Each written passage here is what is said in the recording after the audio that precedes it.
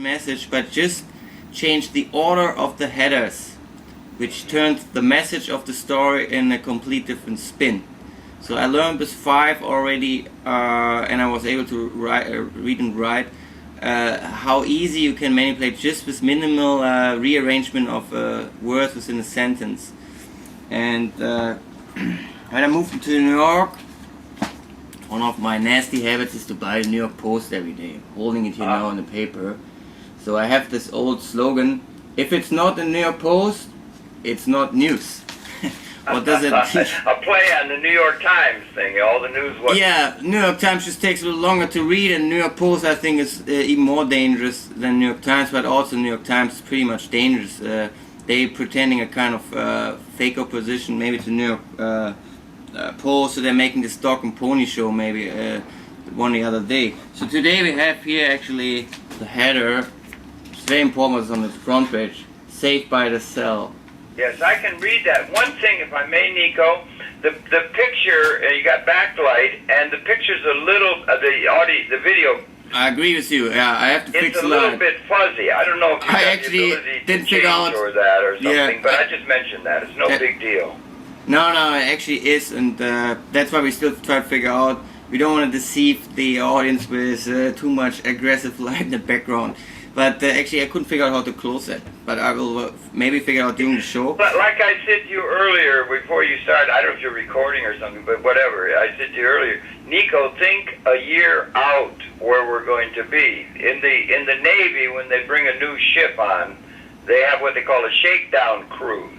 Mm-hmm. And they go out and they test the system, and that's the phase we're in now. And just keep your eye on where we'll be 6 months from now or a year from now with this amazing technology that you're testing. And I congratulate you and Paula Gloria and John Kowalski for having put this capability out there for the public access or the people to consider. Right. So we have also mentioned it might be possible to get other phone calls in who want to comment on. Absolutely. If there'll be other calls coming in. Yeah, that's right. Sure. And I'm just hurriedly here because I have to go tape a couple programs. Right. No, what I try to say is that Paula has also, I think, daily or very often shows on MNN, so there might be phone calls coming to give some comments on that show, and I try my best to comment on that.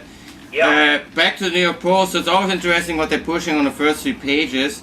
So the interesting thing is they're pushing now the cell phones as a kind of survival tool, and that plays actually into the new, let's say, marketing operation that the connection between cell phones and human mankind will become stronger. They're pushing aggressively the iPhone now, and next year we will have the Google phone. Yes, and we know that for a moment, because you and I are talking now over a computer system with broadband and that sort of thing. But the universe of cell phones is very many more times that which it is for people that have a high-speed connection to the internet through their computer. Right. Plus, a cell phone works basically as a tracking device and monitor device, but also profile device. So it can basically figure out when or how you pay your money. It has money transfer monitor systems embedded. With the connection of Google, it can basically also compare the profiles you already have on the internet and the cell phone. So yeah, Google I think phone we're is actually going to end up. What do we got? 6 billion people in the world now. Right. And we're pretty soon going to have 6 billion television channels in a sense. So there's going to be many opportunities for input from people who've not been able to have that input. They needed satellite connections that were very expensive and so forth. And so they're democratizing things, and we're going to need to have a system to sort out all of that input. Let's just go to the other 2 pages. So on page 2 we have this Deutsche Bank scandal still as a topic. That was the story that the Deutsche Bank was under fire, and it was very suspicious fire because according to 3 different amateur footages it started on 3 different floors. And that's a little bit strange that 3 cigarettes allegedly at the same time start burning fire. So there is obviously a kind of cover-up, and I don't know how that plays into the construction of the Freedom Tower, but it's obviously some kind of strange real estate mafia sabotage going on over there, maybe some insider messages, maybe Larry Silverstein is not at the top of all things. This is what I read into this, but also covering up tracks of the companies who removed the rubble at ground zero. They also linked to the Deutsche Bank. There's actually one company involved which was in charge of the top 4 companies who removed the rubble. That is Davis Land, and they linked actually, ironically, also a company which is described as having some mafia ties. So there's some strange real estate complexity linked, attached to this Deutsche Bank fire. And there was apparently an investigation, but I think that they stopped it somehow and then just declared that the standpipe was broken, though the first account was that it was sabotage. So that's a kind of strange story. Then on page 3 we have, holy shot, government opens fire on Myanmar folks. Yeah, see in this here? Burma they call it. I think this plays we into... call it Myanmar or we call it Burma. Yeah, Burma. And I think that plays into the mindset that they're obviously triggering now every kind of religions, though Buddhism is not really described as Buddhism. But I think they're building already for scenarios, so in case there will be a situation between Russia, US and China, that they will also destabilize China over their religious background. And that brings me back now to one of my all-time topics. David Griffin, who is described as one of the top leaders of the 9 Truth Movement, is actually active right now in China to divert the religious mindset over there. It is not an accusation I'm bringing forward here. It is officially confirmed on his own website, the institute he's attached to. The mindset which he tries to divert is linked to what he calls pan-experimentalism. This is a very obscure cult which obviously was installed to divert the mindset within China, and it's obviously maybe to destabilizing already on an economical level, but maybe it's deeper. Yeah. So this I would just bring into the ball today about media manipulation. You can hold that newspaper up and go through the headlines and go and comment on those things. It's wonderful. Yeah, so well, this is what you do. You don't actually read the message. You analyze more. How do they present visually all this thing? You see these people sitting in front of the police. It is obviously also to train or drill the audience, getting used to police presence. The way how the photographer films it makes the authority actually stronger. Yeah, so, it's a very dangerous time, and a great danger of there emerging a full-fledged police state here. Just imagine what happens if there's another major event, some sort of a building come down or something like that. The people will flock to authority or authority representatives or figures in a time when they think the beast is at the gate, you see. So it's a very dangerous time, and we need analysis of the media like you're doing. I think it's really good what you're doing. One of my problems, Nico, is I have to pretty soon here now sign off with you, because I have to get a number of things here together to go over and tape programs, and I've got a schedule I have to keep. No problem. Thanks so much for... No, it's my pleasure. I wish some other people could call in, because it's really good. You've got that feedback mechanism. And again, boy, I just congratulate you and Paula, you know, for putting this streaming, because I think that's the future of communication. People can stream from their living room with their thoughts, and things are becoming potentially very much more, opportunities for democratizing the input to the media mix. Right, there's need to be a way to identify the things that are really relevant in a certain sense to various ways in which the planet's going to operate. There is actually already a huge community on YouTube. I call them the Retubers. The Retubers are those who are commenting also on current political affairs. and they're getting in the YouTube. You can feedback. Yeah, that's good. So they're starting kind of dialogue. That happens also in other video portals like Live Video, Meta Cafe, and others. So this is an own community which has an own way how to deal with our current broken democracy. So yeah, this is a very hairy, as they say, time. Just the irony is that all these video portals are actually also controlled by military contractors. Yeah. So see how much they allow this. I tell you, it's a real crucial time, and you're doing great down there, and that's really good. And when you talk to Paula, give her my best regards, okay? I will do so, and I hope I'm going to be checking in with you every day at noon on downtherabbithole.tv. Yeah, you should do that. And try to encourage, and other people can call in, and you can get some good programming done.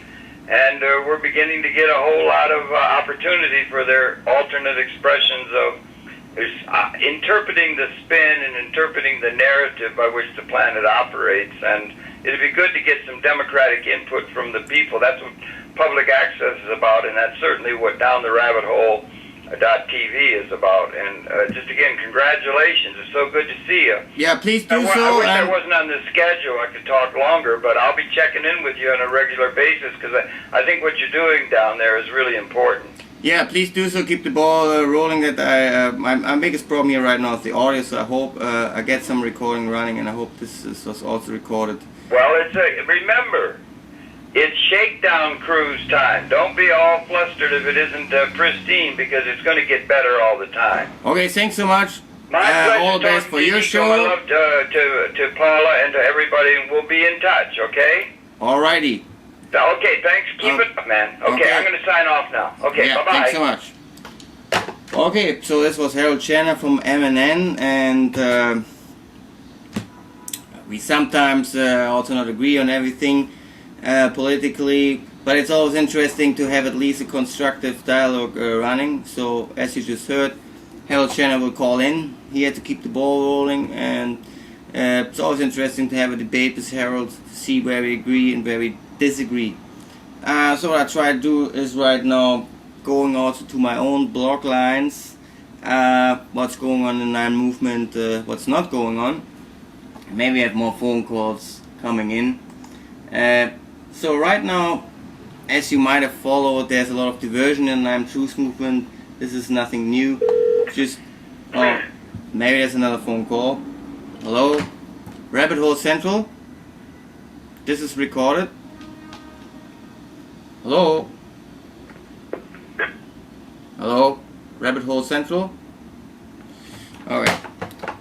Well, this phone call didn't work. Let me just also inform one of my chat rooms. See if we maybe get here support.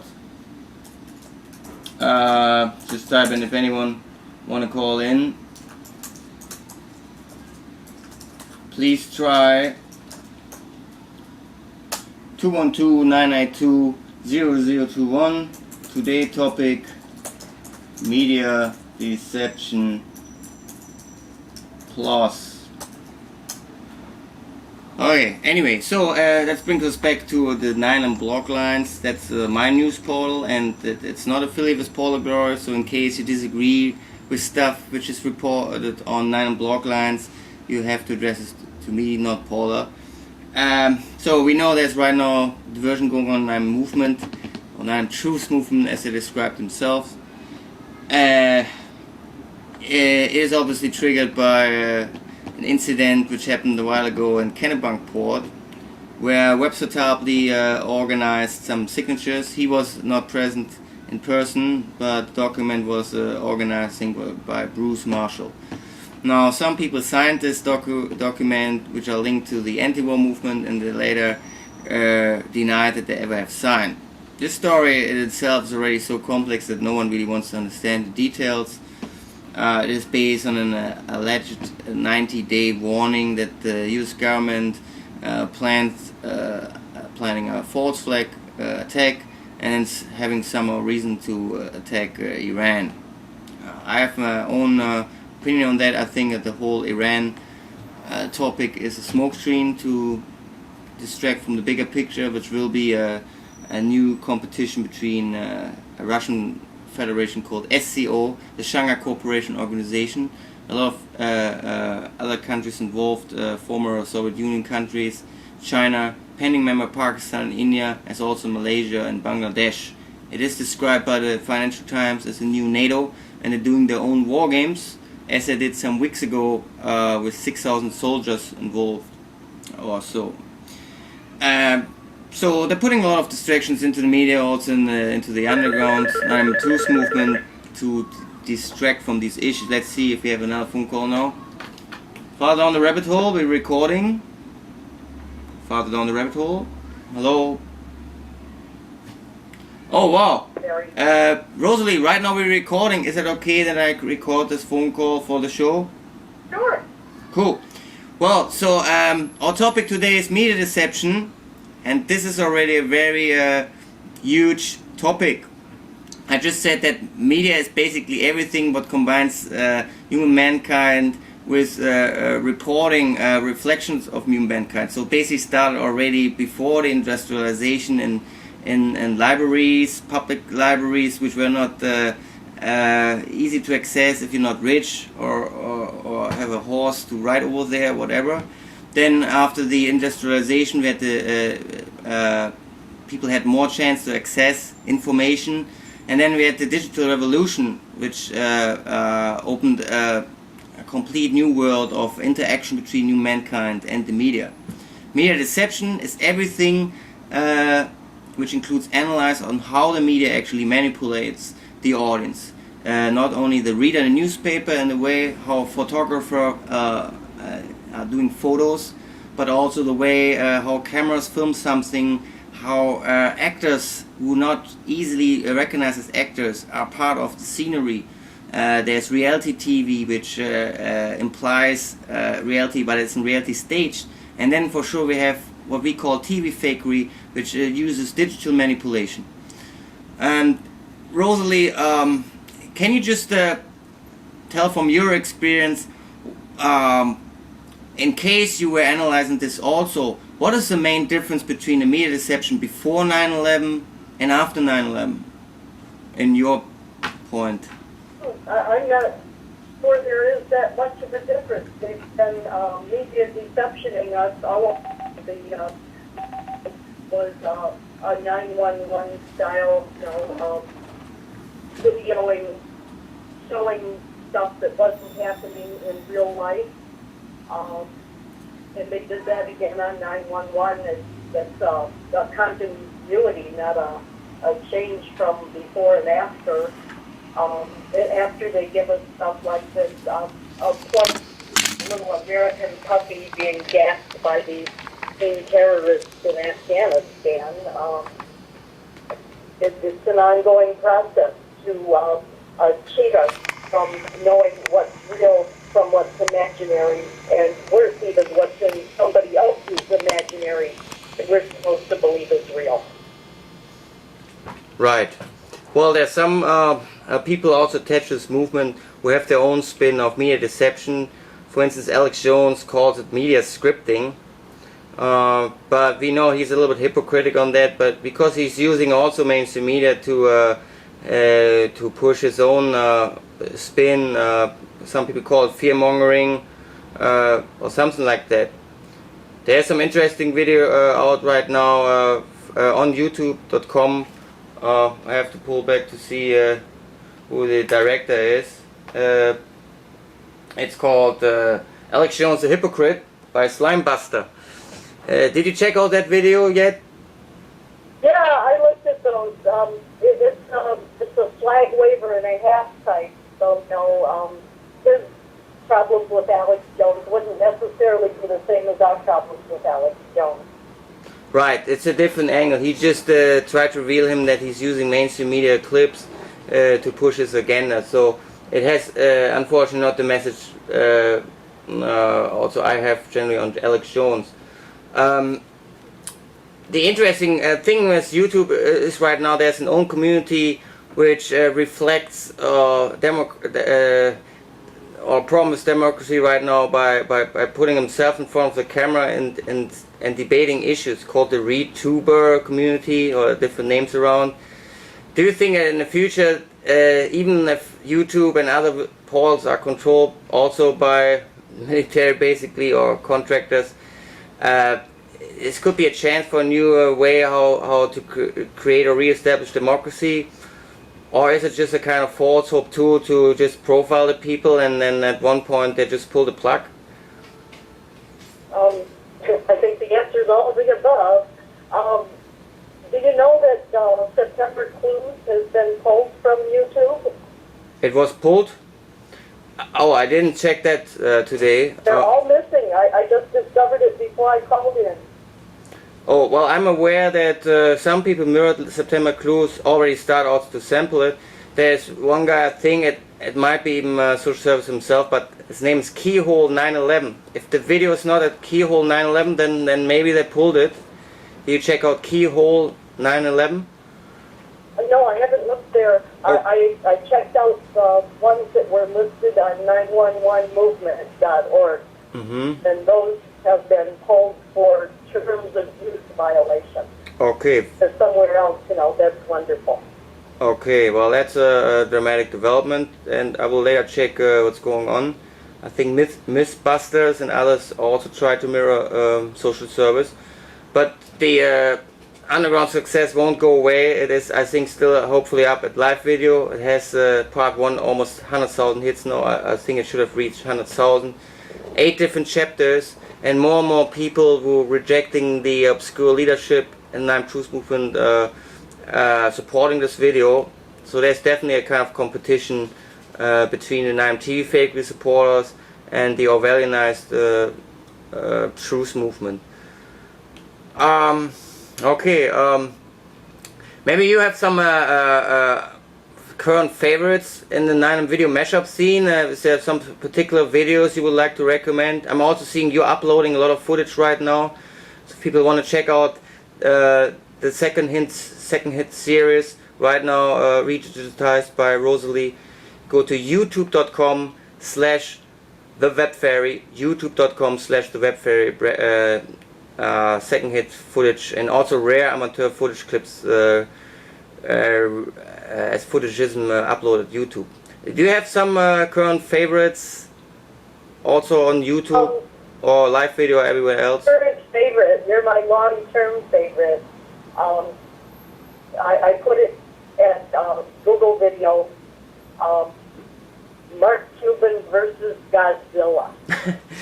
It doesn't directly attack the problems of 911, but just as an art thing, how it lets you know in kind of an unconscious way that they're just trying to scare you with this and that, and it's much safer psychically to explore this stuff once you know that they're trying to scare you and it's paper monsters for the most part. Yeah, that's nice. That's actually a video which I produced, but I hope it's not biased. But yeah, it's also one of my favorites actually. And yeah, though my mashup seems sometimes to be very complex, it has a lot of personal reflection also in it, how I deal with sabotage or censorship. So it's a multi-layered message, and probably people have to rewatch it again to see what I try to explain.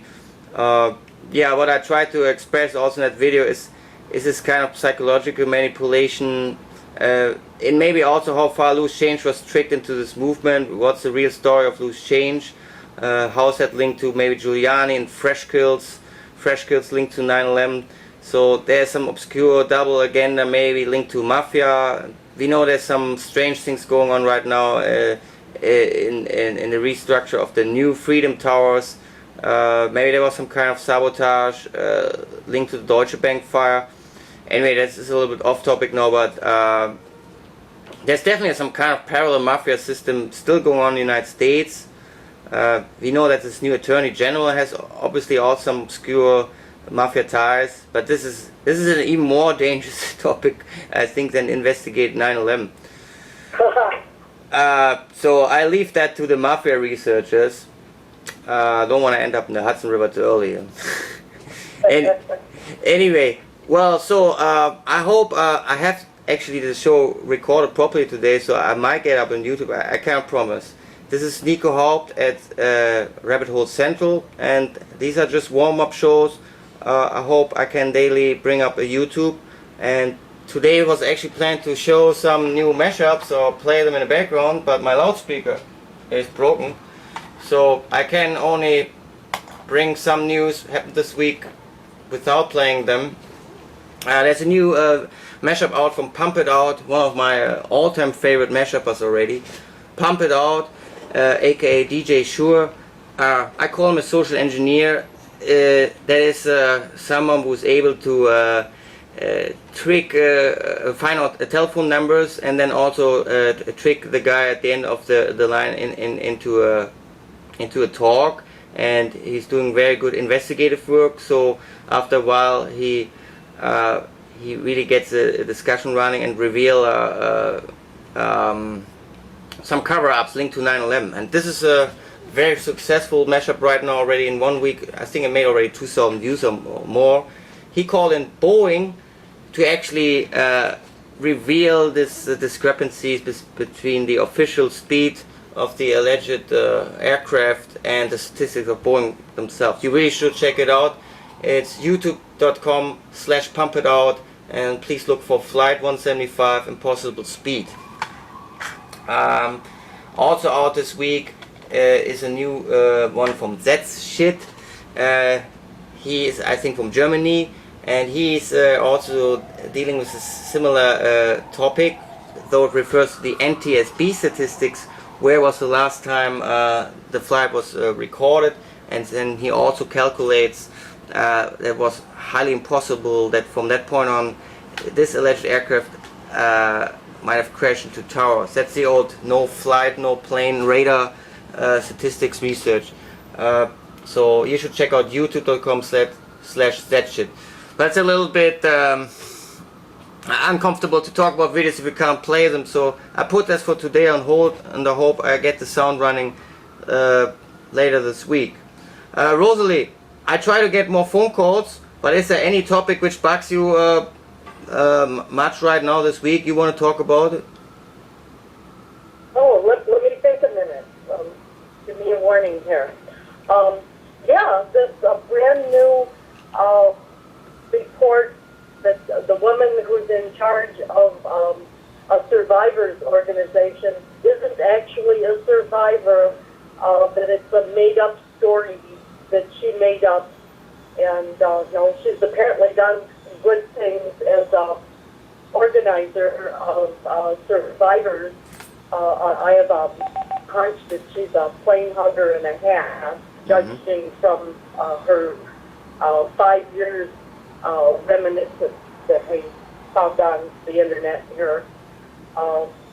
Yay for exposing these liars who at some level seem like nice people. I mean, even Gary Wells at some level seems like a nice person, but here he is, fulfilling different roles in the 911 as it's happening witness line. Multiple. Yeah, he's even apparently at the Pentagon via the magic of green screening. Oh no, at some point it will create psychic damage to look at what is happening too directly all at one time straight on, maybe. It's just, but it's a transformation that we have to make individually in our own brains if we don't want the point military transformation Right. to turn us into a perpetual police state. Right. That's also a very important layer of media deception, that they're scripting actually some particular genres which are not really authentic. They had also fake firefighters who are facing some lawsuits right now, fake first responders. We found a lot of actors or resynchronized footage where it obviously sounds more like a radio play, and maybe they deceived the people to doing this as a kind of warm-up terror drill, and then just retaped these drills. all these people got deceived in real time into giving report based on a pending drill. It's very, very obscure. And yeah, there's one guy called Gary Wells, which one mash up a bullshit registration and his friends, linking now to a lot of different other voices. And though I'm not 100% sure if he's right on each of them, there seem to be voice print similarity. And just to keep the ball rolling, I think it's a very interesting research, because I recall other voices which seem to be related to other phone calls calling live to show. So there is obviously a pattern of people who were hired or somehow deceived to call into mainstream media on that morning, maybe also in pre-recorded sessions they later used for alleged amateur footage. And it seems to be that one guy who looks like a lookalike Gary Wells, standing maybe in front of the Pentagon. I'm not 100% agree that we have the evidence on that, but it's definitely worth looking into all this. And there's also a kind of remix now on that investigation by Superboy72. It's also one of the most interesting new buys right now. Though he isn't really a new buy, he also believed in TV fakery from day one. He's a filmmaker, and he's now presenting his research in video form as a mashup. So that actually already has a quality of social service. It's really an interesting style. So you should check out the new Superboy, I think Superboy72. I hope I'm right on that. Soundboy. Soundboy, yeah. Oh, thanks for the correction. Soundboy72, and his real name is Skip Pulley, or that's his artist name, where he did some movies. And he's more kind of underground filmmaker. But you definitely should check out his YouTube, youtube.com/soundboy72. So it's really like we have a lot of new support.